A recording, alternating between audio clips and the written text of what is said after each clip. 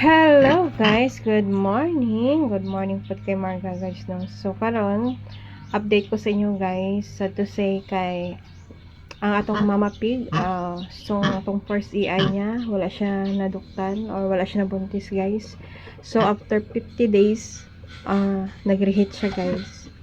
And then pag reheat niya guys, tinawagan namin ng bor, ayaw niya din ng bor. So we decide na i-AI naman naman siya guys, and now na-AI na siya guys. So today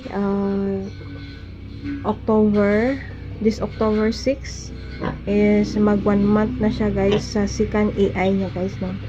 So hopefully mabuntis na ni siya guys. Oy kay lugi na kahit lugi na kahit kung di pagit ni siya mabuntis, pero sige lang kay hindi pa ganun sa mabuntis, EI naman or bor naman kay naman bata pa man abi ni siya guys no. Itong first EI niya I think 5 months to 5 months siya guys, and then karon na second EI niya 6 months na gina siya guys no.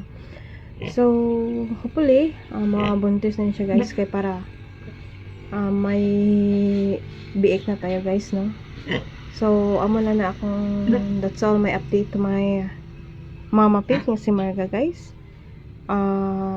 October 6 mag 1 month na ang iyang tiyan for the second EI na siya guys. So, stay tuned lang to may i-update na to guys kung mabuntis na siya guys. So, amo na siya guys. Bye-bye.